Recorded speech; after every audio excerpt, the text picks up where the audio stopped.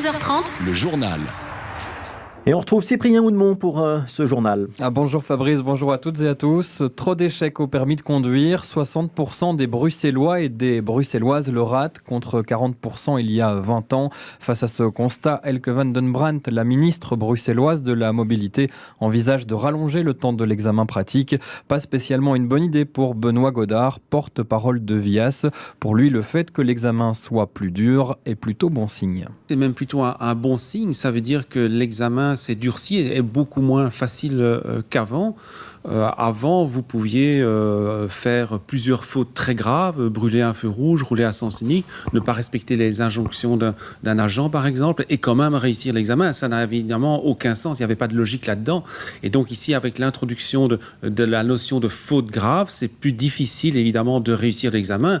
Mais tout candidat qui étudie par cœur son code de la route peut quand même réussir. Unis contre les violences policières, c'est le nom de la manifestation qui se tiendra cet après-midi dans le centre de Bruxelles, à l'appel des Gilets jaunes et de Youth for Climate. Des milliers de personnes sont attendues pour exprimer leur mécontentement face à l'attitude de la police lors de 2 événements précis.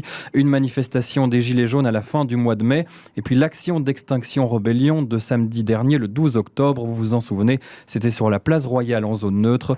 Une délégation ira par ailleurs lire un texte au conseil communal de la ville de Bruxelles qui se tient juste avant. Fuite de gaz, insalubrité, infiltration d'eau, tout ça dans une école. L'Athénée Royal Ducle II, difficile de travailler dans ces conditions. Le personnel a décidé d'observer un arrêt de travail chaque jour en fin de matinée, à commencer par aujourd'hui. Les cours sont donc à l'arrêt depuis 45 minutes là-bas. Aurélie Van Welde est sur place. Elle a rencontré Michel Hoyen, le président du SLFP Enseignement. On dénonce une vétusté des tuyaux de gaz, d'eau. Il y avait une fuite de gaz qui a été colmatée déjà ce matin, mais qui nécessite des travaux plus importants. Il y a des infiltrations d'eau dans certains locaux de l'école. Il y a un accès de l'école qui n'est pas sécurisé, où différentes personnes peuvent rentrer et perturber les cours et les élèves toute la journée. Donc, en règle générale, on demande une intervention assez importante de la Direction générale des infrastructures ou même du politique pour faire des travaux de grande envergure ici dans l'école.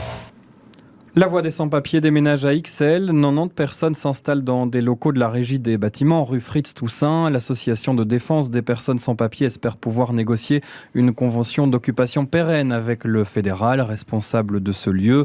La Voie des sans-papiers occupait un bâtiment de Molenbeek depuis 2 à 3 mois, mais il a fallu le quitter. À l'approche de l'hiver, ce bâtiment était impossible à chauffer. Vous écoutez le journal de Cyprien Houdemont, il est 12h33. 13 personnes intoxiquées au monoxyde de carbone hier soir dans une habitation de Saint-Gilles. Les pompiers sont intervenus rapidement. Une des victimes était inconsciente. Elles ont toutes été emmenées à l'hôpital. Leurs jours ne sont pas en danger. L'intoxication est due au mauvais état de la chaudière. Et puis même sort pour des septagénaires habitant Woluwe-Saint-Pierre. Les pompiers sont intervenus à la suite d'un appel d'urgence. Cette fois aussi, c'est la chaudière défectueuse qui est en cause. À l'approche de l'hiver, les pompiers rappellent l'importance de faire vérifier ces installations de chauffage.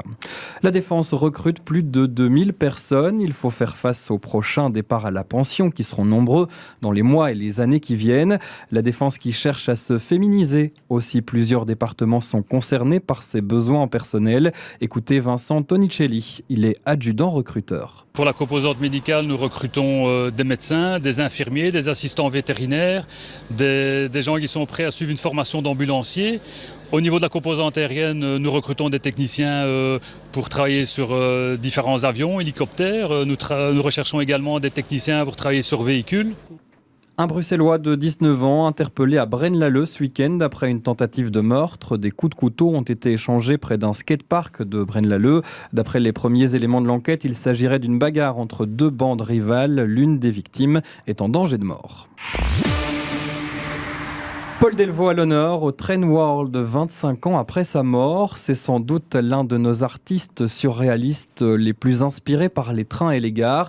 Marie-Noël Dinan, on vous retrouve à la gare de Scarbeck. C'est là que se trouve Train World et c'est un lieu rêvé évidemment pour exposer l'œuvre de Delvaux. Clairement, ici je me trouve dans le bâtiment principal, celui qui abrite des locomotives historiques, et c'est véritablement magique ce qui se passe entre les tableaux de Delvaux et ces machines à vapeur. Il y a vraiment du répondant entre les deux, on est plongé dans l'univers de Delvaux comme si c'était une évidence, vous l'avez dit.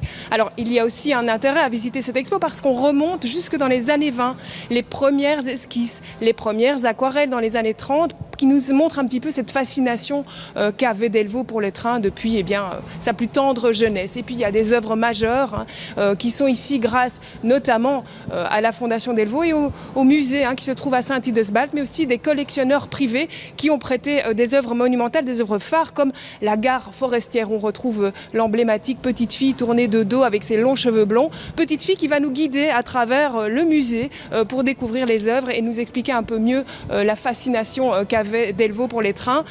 Une œuvre rarement montrée au public se trouve également ici, plutôt d'inspiration impressionniste qui s'appelle Les Cheminots de la gare de Luxembourg, rarement montrée en public. Et puis des objets personnels de Delvaux et puis un film aussi très émouvant où on voit Delvaux mais aussi où on l'entend.